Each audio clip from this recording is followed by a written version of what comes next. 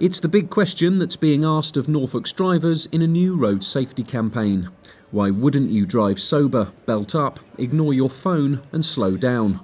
The campaign was launched this morning at the Forum with a big yellow cube.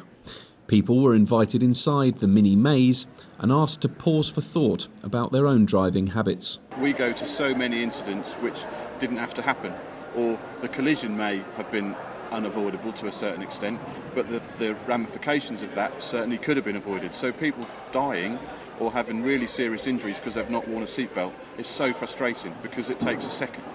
You know, people who, if they'd only thought about their speed, could have stopped in time or may not have been involved in such a catastrophic collision had they been driving to the appropriate speed. Casualty Reduction Manager Ian Temperton joined representatives from the emergency services at today's launch.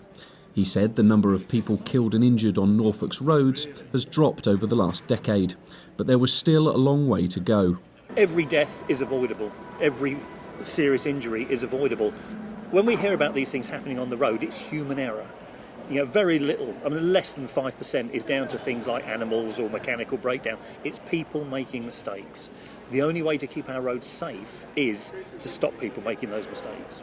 Police dealt with more than 35,000 drivers speeding on Norfolk's roads last year, while more than 4,600 were stopped for not wearing a seatbelt, mobile phone offences or running a red light.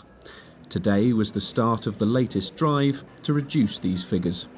Rob Setchell, Mustard TV, Norwich.